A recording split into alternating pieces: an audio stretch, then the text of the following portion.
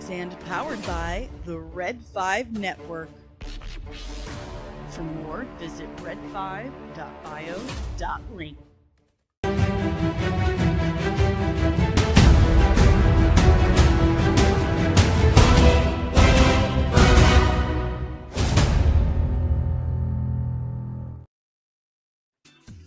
Good morning.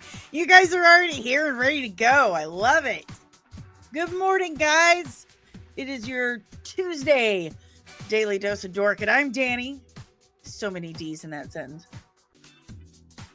That's what she said.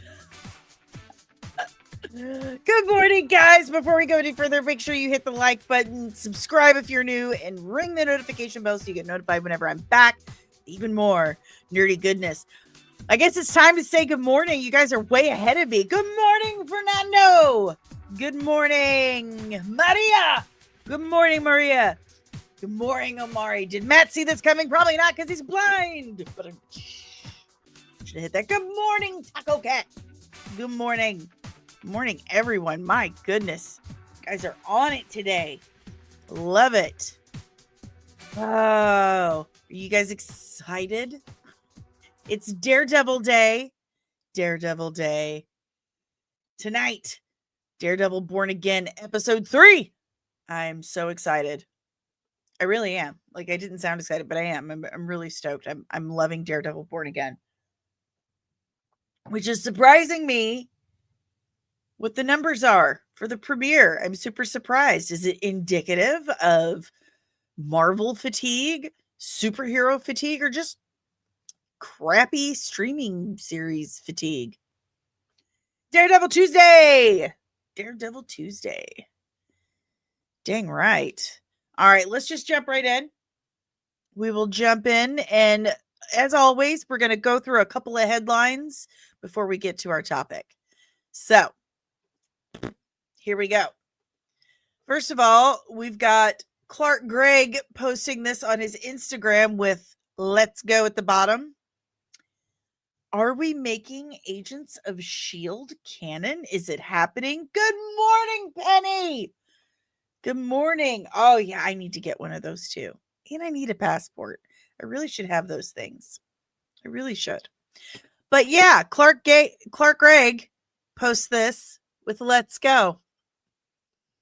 I mean, I've heard rumors. I've heard rumors that Chloe Bennett's coming back as Daisy.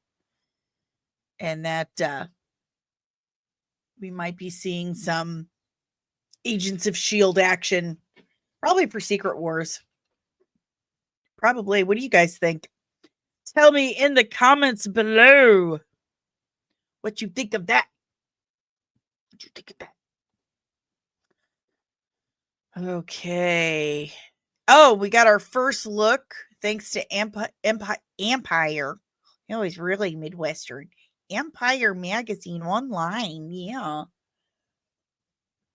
So, Edgar Wright is doing Running Man, starring Glenn Powell.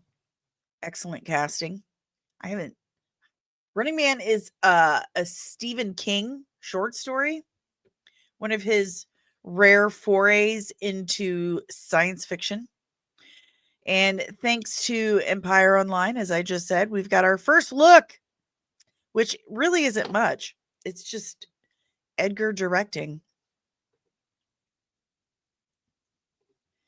Fernando says we don't need Agents of S.H.I.E.L.D. for Secret Wars. Probably not. But I'm assuming that's how they're going to bring him in.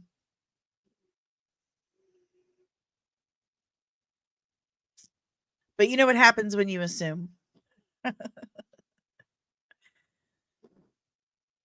So yeah, here's our first look at Running Man. So it's just Edgar Wright on a soundstage directing.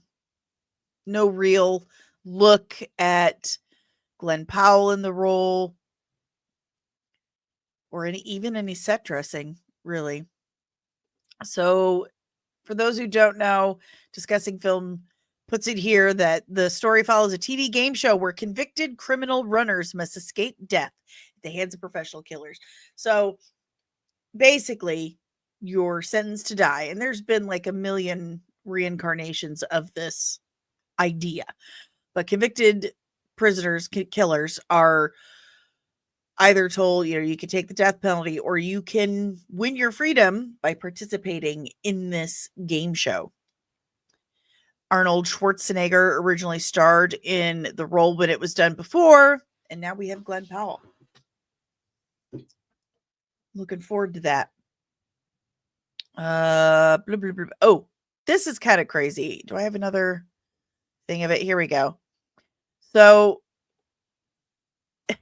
James Cameron tells Variety that his wife had an intense emotional reaction when she first watched Avatar Fire and Ash, which is, of course, the third installment in James Cameron's magnum opus franchise. He calls it the Avatar franchise. She bawled for 4 hours. She kept trying to get her shit back together so she could tell me her specific reactions. And then she just teared up and started crying again. Finally, I'm like, honey, I've got to go to bed. Sorry. We'll talk about it some other time. Like, wow, dude. Your wife's there crying. You're like, look, we'll talk about this later. You're emotional. You're a hysterical woman. I can't handle it. She cried for 4 hours. Come on now. Back to Running Man. Fernando says the Running Man should do well. The monkey is doing well. And it's another Stephen King short story. True. It was written under his nom de plume, his pen name. Richard. Why can't I say it? I know this. I really, really know this. My parents are both huge Stephen King fans. Let's see. Richard Bachman. I knew that. But yeah, Richard Bachman. That's what he wrote it under.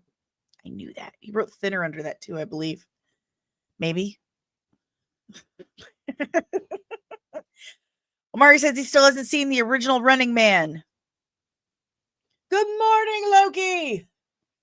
Loki's like, maybe she just regrets burying you, James. Maybe she's just sad that you keep making her watch these 4-hour movies. She can't do it anymore, James. She can't do it anymore. But yeah, apparently his wife says it's just so good. She cried for 4 hours. Man, that's a lot. That is a lot. I mean, if you're making a dramatic film, definitely have a menopausal woman watch it. She gonna cry. Also, Variety informs us that Nicole Ari Parker has been cast in Lanterns as Jon Stewart's mom. I hope she's playing a young mom. This woman is gorgeous. She's an absolutely stunning woman. I do enjoy her work. 4-hour movies are rough, Fernando says. Yes. Yes, they are. So, here's the casting for Jon Stewart's mom. She's lovely. I like her work. We'll have to see how that pans out. Let's go ahead and do Star Wars. Let's do Star Wars. Oh, Fernando says it's a good choice. Good choice for Jon Stewart's mom, he says. Good morning, creative blue-collar guy. Yeah, time change does suck. It does. There was some rough waking up this morning in our home. I'm still yawning, see? I might take a nap after this. Have something to eat and take a nap. There's new ANDOR season 2 details from Tony Gilroy himself. Says he's done after this. He's done. He doesn't want to do anymore. The events of the Gorman massacre span over 5 episodes. 5 episodes. That's going to be a huge, huge arc, which could be a very good thing or could be a very bad thing. But knowing how ANDOR season 1 went, it's probably a really good thing. Gilroy teases that if it doesn't make you cry, he will be very unhappy. So prepare for tears. Don't watch it with your menopausal friend because she'll cry for 4 hours apparently. Rogue One cameos have to be organic, he says. There's nothing we're bringing in for funsies or just because someone wants to see it. It all has a specific purpose, apparently. So that's good. We like organic. We like things to make sense and not just because someone on the internet wants it. So that's a good sign. The release schedule makes it feel like a movie a week. Thank God I don't break down episodes because that schedule gave me an instant migraine. Instant migraine. Fernando says, do we know why we do daylight savings time? Is it important? Yes, actually. I do know these things. So it's for farmers. It's for farming. Entirely for farming. True story. True story. It's also why daylight savings time doesn't happen in areas like Hawaii because they pretty much have the same weather year round. Doesn't change for them. But yeah, farming. I don't think it's as relevant anymore today as it was when it was instituted. But that's why they did it. Farming. Tony Gilroy also says he will not release the scripts online ever due to AI. Why help the fucking robots any more than you can, he says. And then, of course, he has no plans to make another Star Wars project. Good morning, Nerdling First Class Backyard TARDIS. Good morning. I love that this has become a thing. I really do. I'm very excited about it. I love screaming good morning at you guys. And I love that you scream back. So I'm really excited about Andor Season 2, which does come out next month.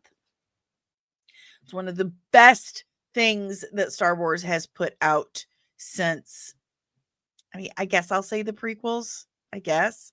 But Rogue One to me is the best movie they've put out since Return of the Jedi. And it's one of the absolute best shows that Star Wars has ever put out. Good morning, Dreaming Tabitha! Good morning! I love it so much. It brings me so much joy. Oh, yeah. So Taco Cat agrees with me. Star Wars. So what do you guys think? Are you excited for Andor Season 2, the second and final season?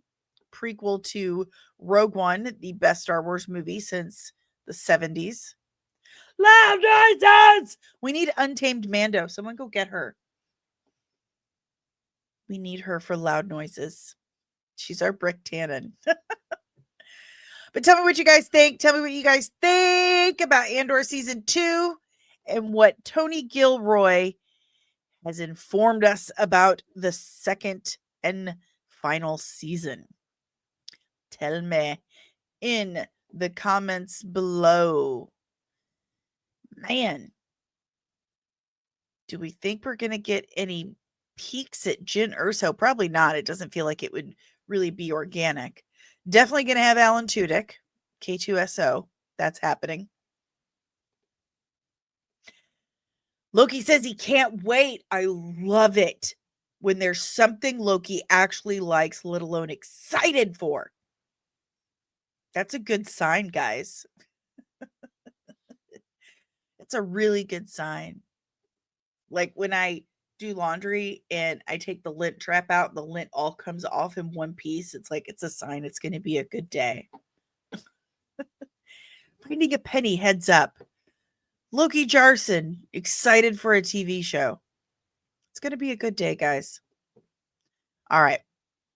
So April 1st is, or it's actually 31st of March, kicks off CINEMACON 2025.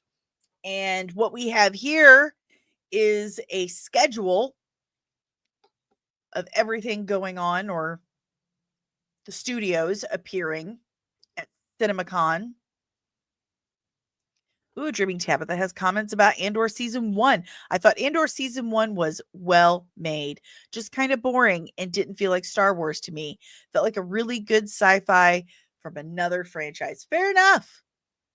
Fair enough. I loved it. I loved everything about it, and it felt like Star Wars in the sense of, if we're going to make a new Star Wars, kind of like Skeleton Crew felt different, but Skeleton Crew felt more like 80s Amblin Entertainment, Ewok Adventure kind of Star Wars for me. This felt like new grown-up Star Wars for me, if that makes any sense to anyone else, because in my head, it makes total sense. But I respect and appreciate and totally see your opinion. So here's the schedule for CinemaCon for the studios. And apparently it's going to be a real big deal for DC and Warner Brothers. Really big deal. Really, really big deal. Really huge. It's going to be huge. So first up, on March 31st, 6:30 p.m. to 8:45 p.m., we have the Sony Pictures panel. Big whoopity-doo. I don't want to hear anything about Starship Troopers from Sony until they can tell me what the movie's about. If Sony Pictures can legitimately tell me what Starship Troopers is really about, what Robert Heinlein meant when he made that film, I'll let them make the movie. It's all down to me, folks. The truth is out. Now you know. I'm in charge. Sorry about Madam Web and Craven. On April 1st, 9 a.m. to 11:30 a.m., we have Lionsgate. April 1st, 4:30 p.m. to 6:30 p.m. The big shoe for Warner Brothers and DC Studios. April 2nd, 9:30 a.m. to 11:30 a.m. How to Train Your Dragon premiere. Ooh. That's exciting stuff for the people at CinemaCon on April 2nd. On April 2nd, 3:45 to 5:45, you have Universal and Focus Films. 8:15 p.m. to 10 p.m. Amazon MGM. April 3rd, 9:45 a.m. to 11:30 a.m. Paramount. And April 3rd, 2:30 to 4:30, we have Disney. Apparently a lot of stuff's going to come out at this CinemaCon. Penny says, oh my God, there's 30 people in front of me standing outside. Ugh, at the DMV, Penny, I'm so sorry. We will do our best to keep you company. Everyone keep Penny company while she's at the worst place in American soil, the DMV. So you guys excited for CinemaCon? Anyone going to CinemaCon? Is there anything you're looking forward to? Anything you really want to hear about? Tell me in the comments below. We will be covering CinemaCon as best as I'm able to, because I will not be there. I've done my convention for the year and it sucked. The vendors were great. They were. The vendors at the Trans World Halloween and Attraction Show was great, but there was really no big speakers. I got to see my friend Brian Sipe. That was wonderful, and got to, watch the master at work, but the organizers were absolutely horrible and it was a giant cluster. So I would love to go to a good convention. That would be great. A well-organized, good convention. All right. So any thoughts, comments, emotional outbursts, complaints about CinemaCon, leave them in the comments below. We're moving on. Moving on. Okay. So we got a few things about Daredevil Born Again. Hollywood Reporter, Variety, everybody, Deadline was reporting on the premiere numbers, which they do take about a week to come out, and they have come out. 7.5 million viewers, and this is worldwide. This is global. 7.5 million viewers tuned in for the premiere over the span of a week for Daredevil Born Again. That's worldwide. There are trillions of people that live on planet Earth. And at 1 trillion is equal to 100 billion. And 100 billion is 1 billion is equal to 100 million. So if that puts anything into perspective for you, only 7.5 million people tuned in during the first week to the first 2 episodes of Daredevil Born Again. To further put this in perspective for you,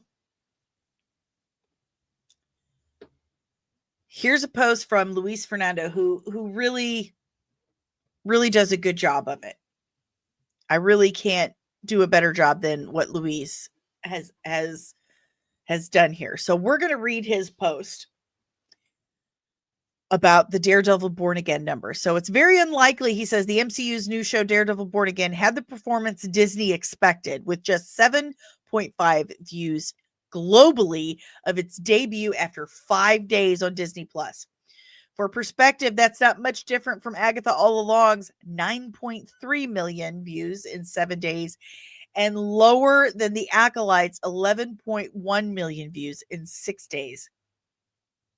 That means its first episode won't debut on the Nielsen's overall list, and with luck will be at the bottom of the originals list like Agatha in her debut, if that. Remember, Nielsen only measures US viewers, and only a fraction of those 7.5 million global views came from the US. Back in the day, Daredevil used to be one of the most popular series on Netflix, and that's the whole reason why Disney was so bullish on its revival. Very unlikely that performing like Agatha was even considered at the end result in anyone's most pessimistic thoughts. The question is, will the new Daredevil at least grow over time like Agatha did, or will it bleed viewership throughout its run like The Acolyte? It has less viewers for its premiere in the first week than Agatha All Along. That's not a good sign. Remember, Disney Plus lost over 1 million subscribers after Skeleton Crew ended. Over 1 million. Almost 2 million. I think it was over 1.5 million. I was one of them, and I didn't restart again until Daredevil came back out. Now, it wasn't scheduled because I just put it on hiatus for a couple of months. It wasn't scheduled to restart until 2 days from now, but I really wanted to watch Daredevil Born Again, so I restarted it 10 days early. So I'm wondering if that's what a bunch of people did. They just don't realize it hasn't started back up, or they don't care to start it back up, like they're good with waiting. Or it's more serious than that, and people have either just given up on any Disney anything, period, after the disaster that was The Acolyte, or they're just waiting to see what their friends and reviewers say, reviewers they trust. That could be a huge possibility. That's what happened with Skeleton Crew. Hardly anyone wanted to watch it because The Acolyte was so bad. And not just The Acolyte, you had Kenobi underperformed, Book of Boba Fett. Ahsoka didn't even perform like it was expected to. So you have not just any of those, but the last season of The Mandalorian was just a mess. So you have 4 to 5 series that really let down Star Wars fans by the time Skeleton Crew comes along. So not a lot of people tuned in for the premiere. Now the numbers steadily grew week by week once they started, hearing from other people. Word of mouth started going around that people liked it. So the numbers grew over time. But as soon as the series was over, people canceled their memberships. Good morning, Truth. Good morning, sir. So the last several Marvel shows have not been top tier either. Agatha was okay. It wasn't earth-shattering or anything. It was okay.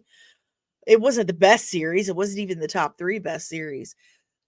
But then you also had underperforming things like Echo and holy crap, Secret Invasion. Secret Invasion was awful. Truth says, I think the Netflix series was so beloved and these 2 episodes were mixed with fans. And that's crazy to me because I thought they were great. I thought they were absolutely wonderful. I thought they were well done. I really didn't have any notes about the quality and the entertainment value of the first 2 episodes of Daredevil Born Again. I absolutely loved it. Omari says, I only just started Echo. That's how behind I am with Disney plus Marvel shows. And I think that is the norm right now. They've not given us anything to really be excited for, except for Daredevil Born Again. They have let fans and viewers down so hard over the last several years. Loki season 2 being a complete and total exception.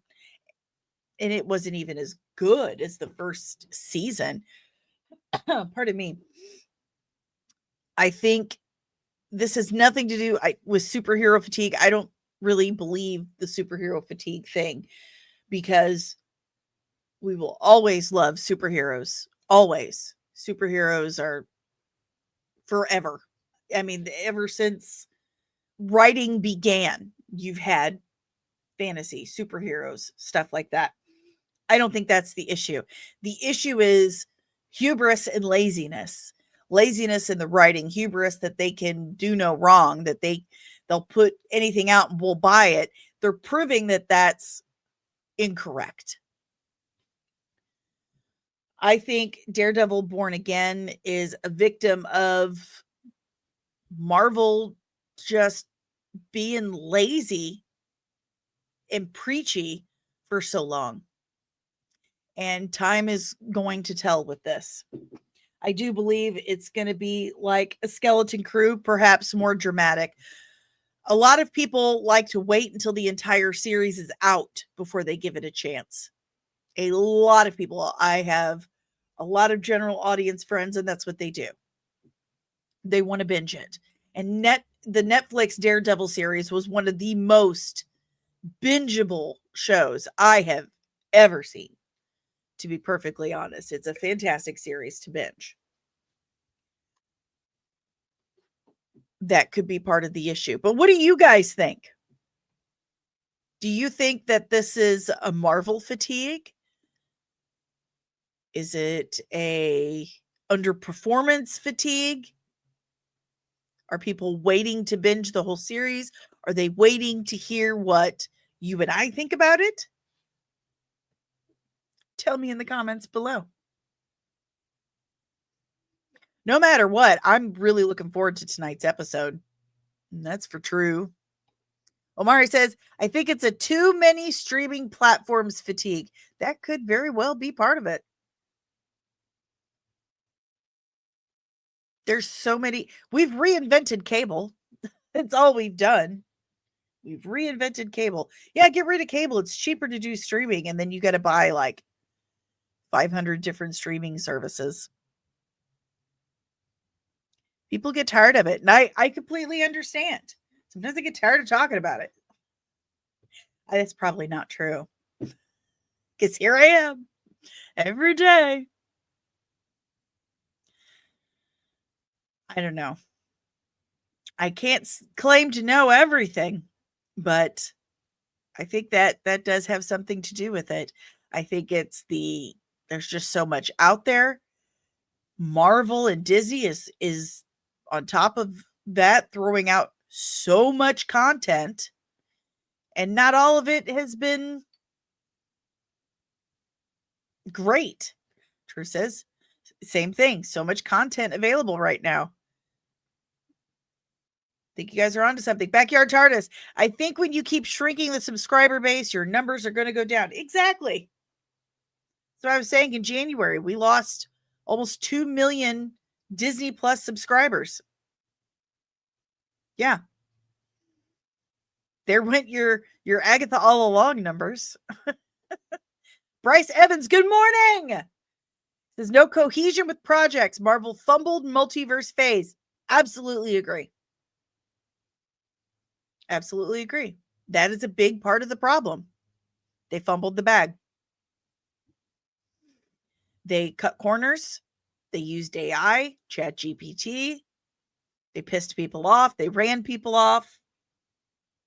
And now, when something of quality actually comes out, there's not enough people around to watch it. Way to go, Disney. Let's maybe learn a lesson from this. I mean, what do they tell us YouTubers? What do they tell us? If we want to get seen more, if we want the algorithm to put us out more, we can't put out too much low quality content. Like one or two, fine. But if you put out a bunch of low quality content, the algorithm isn't going to put you in the news feed and people aren't going to scroll across you and see it. Same principle. You put out too much crap. And what happened? There's no one left to see it. What do we know about this third episode? I haven't even looked at that yet. Let's see if they've got anything up yet. All right. Let's see. Nothing. They probably won't put anything out until the episode drops. But we've got a cast.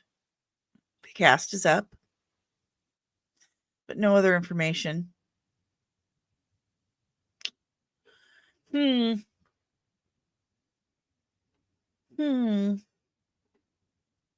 have you guys been what have you guys thought about it so far? What are your thoughts on the series? Are you enjoying it? I know a lot of people prefer the Netflix series. I do have to say there does seem to be, and I hate using the word, but some manufactured hate towards it, and I don't see it. I don't. Backyard TARDIS. I actually think Daredevil will have another boom after ANDOR is out, as people will sign up for a month to watch both. Good point. It's a really good point. I think you might be right. True says series is okay so far. Omari says, I've been seeing a few complaints about the CGI. Yeah, me too, and I don't get that. I didn't have any issues with the CGI. Maria says, I love this. I do too. I love it. The writing was on point. The acting, oh my gosh. That cold open in the first episode. Everyone won an Emmy. Deborah Ann Wall was amazing. Absolutely. Charlie Cox, amazing. Eldon Henson, amazing. Everyone was incredible. Wilson Bethel, my gosh, the acting was just absolutely, I mean, if this was a movie, Oscar worthy. So incredible acting so far. Great storytelling. I haven't had an issue. I saw someone complain about the intro, calling it a cheap knockoff of the Netflix series. I'm like, did you watch the entire Netflix series? Because each opening credit was slightly different. This makes sense. This makes sense to me. But yeah, the numbers, not great. But I have a feeling they will improve. And Nick might be right. After ANDOR comes out, people will sign back up to watch both. Maybe that's what people are waiting for. They're waiting for ANDOR to come out next month. It's a very real possibility, guys. I really don't have much else to talk about. Just this. Just this. Good morning, deranged lunatic. You have no desire to see the new Daredevil series? Really? Why is that? Tell me why that is. We have some theories. We have some theories why some people don't want to watch it. It's a great series. so far. The first 2 episodes are good. But I want to hear your reasoning behind that because you're the first one in the chat who hasn't seen it at all and has no desire to see it. Maria says Daredevil is dope. Bryce Evans needs more Daredevil in costume, but some reviewers saying not much this season. More MCU ties. I guess we're just going to have to wait and see, huh? I've seen complaints that the double D's are not on the chest. That's what he said. Deranged Linda, I loved it when it was on Netflix, but usually anything Disney gets its hands on turns to crap. Well, here's the thing. They redid the whole series because Charlie Cox and Vincent D'Onofrio were like, this sucks. This isn't right. We can't do this. This is not what people want. So they redid it to match the Netflix level of quality and story. Maria, do you think it's going to be better than the Netflix Daredevil? Probably not. I'm hoping I'll settle for equal. But don't think it could possibly be better. That's a really hard thing to pull off. And a lot of network studios, series, movies get caught in that trap. They go down that rabbit hole trying to improve upon what they did the first time instead of just relaxing into their creative flow and letting it happen naturally. They try to force that. We got to do better. We got to do better than last time. And then you get stuff like Mandalorian season 3. Deranged Lunatic, I think it would have been better off if they had released it onto Hulu instead. Really? Why is that? Because Hulu is owned by Disney and they're the same studios. So are you saying that more people subscribe to Hulu than Disney Plus? We should look that up. Let's see. How many subscribers Hulu? 51.1 million subscribers for Hulu. And over 150 million subscribers for Disney Plus worldwide.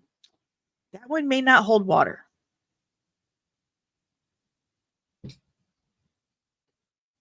Oh, yeah. Nick hasn't seen it. Second in the chat not to see it. You know I'm mad. I know you are. I forgot. I'm sorry. Maria, what characters would you like to see come back for Born Again? Jessica Jones. Love Jessica Jones. If you like Jessica Jones, you might like my book, my main character, because she's a lot like her. Love Jessica Jones. Love Luke Cage. Yes, sweet Christmas. Yeah. And I think they're coming back, at least for the second season. They've really been teasing the Defenders, especially Disney Plus Canada. A couple months ago, they were saying, here's what you need to watch before you watch Daredevil Born Again. And it was the entire Defenders catalog. Deranged Lunatic says, I watch Hulu more than I do Disney Plus. I think they could have gotten away with more edginess on Hulu. It's pretty edgy. They're dropping F-bombs, which is huge for Disney Plus. And I've heard that they have not skimped on the darkness. I don't think that's the issue. I think the issue is too much inconsistency with the quality of their streaming shows. And now people are like, I think that's the biggest issue. And they lost a bunch of subscribers after Skeleton Crew. It was an absolute shame. Skeleton Crew is great. Everyone should watch it. Every Star Wars fan, at least, should watch it. Especially if you're Gen X. You'll friggin' love it. He says, okay, you twisted my arm. I'll give it a try. I'm just here doing the Lord's work, my friend. I think it's great. I think it's They've done a great job with it. Backyard TARDIS Hulu is just a column of Disney Plus. Once they merged it, I canceled Hulu and just watch it through Disney Plus. Okay. Taco Cat says, I agree with you 100%. Oh, thank you, Jamie. Thank you. Thank you. Well, guys, it's about that time. If you have any questions, comments, emotional outbursts, leave it in the chat below. We're wrapping up for the day. I got some breakfast or lunch at this point to eat. Hey, it's 11:11. Make a wish. I wish that Daredevil Born Again remains consistent in quality as it has so far. There we go. There's my wish. It's my wish for all of us. I'm being altruistic with my wishes today. Red 5 family. That's right. I am a member of the Red 5 network. We are a conglomerate, a collective of creative people, podcasters, content creators, exclusively in the nerdy area of the world. So if you like my podcast, chances are you will like the rest of the Red 5 network. So check out red5.bio.link today for more of your Red 5 family of podcasts. Hashtag we look good in red. That we do. That we do. That's pretty much all I got today, guys. Deranged Lunatic, you're a member of Red 5 family, just like Force of Light. Correct. You are correct, sir. That's the exact same one. And so is Backyard TARDIS. That's right. We're all in it together. But if you want to help support the channel, like you do, Force of Light, do me a huge favor and hit that thumbs up down there below. Give me a big fat like. Subscribe if you're new and ring the notification bell so you get notified whenever I'm back with even more nerdy goodness. If you would like to help support the channel in other ways, like financially, then check out that QR code right there. It takes you to the link right here. That's buymeacoffee.com/comicsandmua, and you can tip me as little or as much as you like. And all proceeds go to help keeping this software so I can continue to stream and record stuff for you, like my Achibi. So hard to say, Achibi. My Achibi breakdown that's coming out this week, and the question breakdown requested by Nerdling First Class Backyard TARDIS, which you could do that too. You could request things too. All you have to do is go to patreon.com/comicsand and sign up to be a member of the official Nerdling Army. You can access the official Nerdling Army chat. You can request breakdowns. You get behind the scenes outtakes, sneak peeks, and exclusive content that I don't put anywhere else, including exclusive merch for the Nerdling Army that you get every 3 months for your first year of membership. And all that starting as little as $3 a month right here at patreon.com/comicsand. So check that out today. And thank you in advance for helping to support Comics And. I can't do it without you. It's expensive. It's expensive stuff. So every little bit helps, and I appreciate it more than you guys flip and realize. We also have a merch store, Comics and Cosmetics.etsy.com, all 100% original designs by yours truly on a multitude of products. Seriously, pint glasses, mugs, koozies. Koozies are my favorite, to be perfectly. I think there's even some beach towels and pillows, clocks, like literally anything, apparel, everything. So check out comicsandcosmetics.etsy.com for all your nerdy merch needs. And we're also brought to you by Cora's Vault. I need to do a video for this, but corasvault.com/comicsand and use code comicsand at checkout for 10% off. Superhero collectibles. That's your thing. You like that. So go check out Cora's Vault today and use code comicsand for 10% off your purchase today. But that's all I got for you guys. That's it.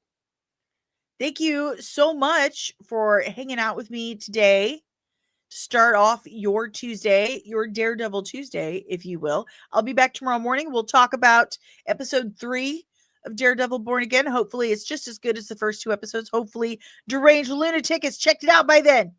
But until then, be good, be kind to each other, and keep an eye out. Like, I heard she's retiring, but Disney and Kathleen Kennedy are gonna get you!